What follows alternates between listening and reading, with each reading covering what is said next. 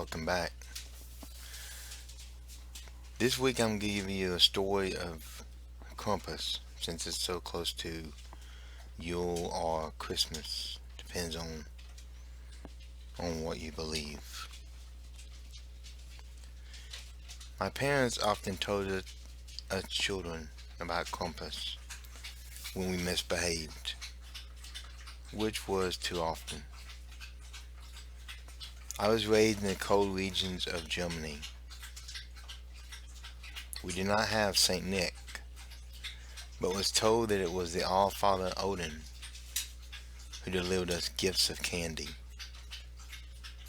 He also had a companion of sorts, the child of hell, goddess of the dead. His name was Krampus, and he was not the one you want to visit from.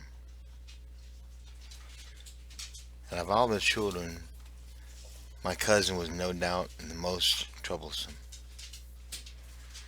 He constantly played pranks on children and adults. All year long, we tried to warn him of Krampus, but he never listened. Our village was small, and his family lived next to mine. Our homes were only several feet apart. That winter was a harsh one, harsher than normal, and snowfall came early that year. Temperatures dropped below freezing as the village gathered as much firewood as they could find. As a young boy, I had helped the others in gathering wood and hunting. Yet even as we worked, my cousin still caused trouble. Of course, this angered the village. December 5th was upon us again. This is the night that Krampus would take the naughty children away. He did this before Saint Nick, or in our case Odin, came on December 6th. The day was spent with people dressed as Krampus and chasing each other, trying to scare one another. The creature was afraid of evergreen limbs, so I made sure to have one next to me when I slept that night. I told this to my cousin, and he only laughed at my foolish fear. His would soon become too real to ignore.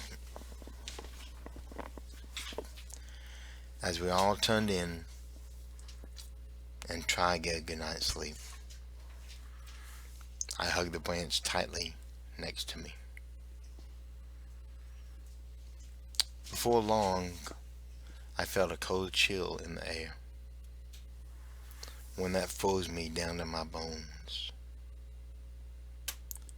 The wind had grown deathly silent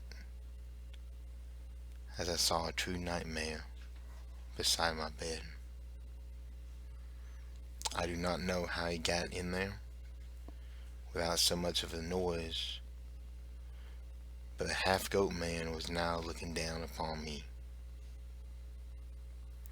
Long sacks hung over his hairy shoulders. A few even squirmed and wiggled. His breath smelled of death and rotten meat. Red eyes glowed down at me, and horns sprang from his black furry head. Fresh blood dripped from his hands, and then he noticed the branch in mine. He growled at me, and his eyes filled with hate. A stare that crept into my soul as I said a prayer to Odin to protect me. Of course, this made him angry, but as silent and as suddenly as he appeared, he disappeared. And then I heard it. A young boy screaming, coming from my cousin's home. I knew what happened. I buried my head down in my chest. The next day, my cousin and several children were gone. Law's hoof prints littered the ground. They were shaped like giant goats and buried in the snow.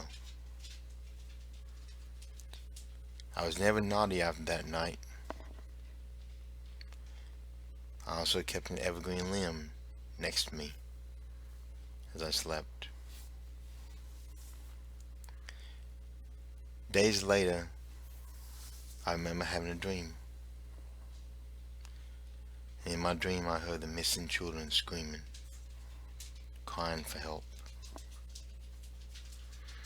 They were beaten and bloody. And Krampus greedily shoved them in his mouth, including my cousin. I woke up soaked in sweat.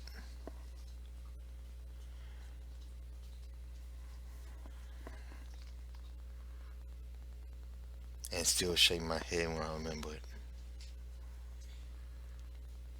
Do I believe in Krampus? Yes, I do.